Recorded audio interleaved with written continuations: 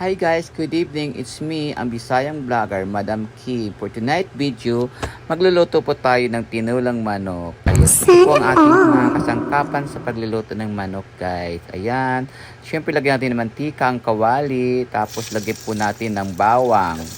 Yan, haluin natin siya. Tapos may ano yan po yan guys, may may luya tsaka sibuyas.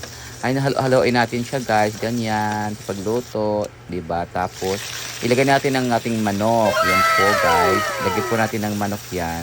So medyo marami-raming binili kong manok dahil marami po kami sa bahay ngayon.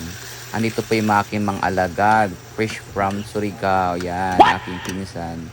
Mag-work daw siya sa Korea, kaya dito muna siya sa bahay ko nag-stay. And haluin natin yung manok guys, tapos takpan natin siya. Ayan, pag kumulo na siya, yan, lagyan natin ng tubig, yan, para masarap yung sabaw ng manok. Yes guys, parang ano siya guys parang kunti lang yung tubig na nilagay ko. So tinagdagan ko siya ng tubig, ayan, hinahalo-halo ko siya, ganyan, hanggat kumulo siya guys, ganyan. Parang napansin ko na medyo kulang pa yung tubig, parang sabi ko dagdagan ko ito ng tubig kasi parang siya kulang ito sa amin, kaya dinagdagan ko siya guys ng tubig. Ayan, ang dami-dami pa naman namin ngayon. Wow! Ayan, syempre takpan natin ulit siya hanggat kumulo na siya na mabuti.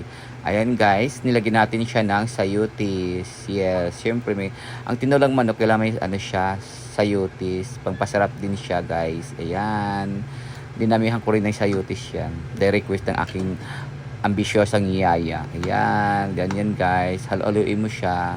Ayan, tapos syempre natin yan guys, takpan natin ulit siya para kumulo ng kumulo. Ayan, kumulo na siya guys. Syempre lagyan natin ng yan bitsin yan para masarap siya, pangpasarap yan. Wala kasi akong magic sarap, kaya yan ang nilagay ko na lang.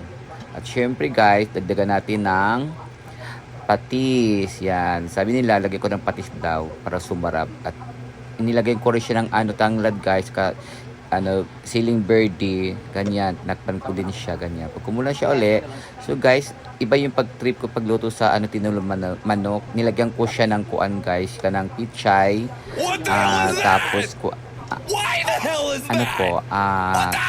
dahon sili yan, pangpasarap yan. Pero may kanya-kanya tayo namang diskarte guys kung paano magluto ng tinulang manok, ganyan. Basta ako, Bisaya kasi ako, nilagyan ko siya ng kuan, pichay. Basta importante maluto siya.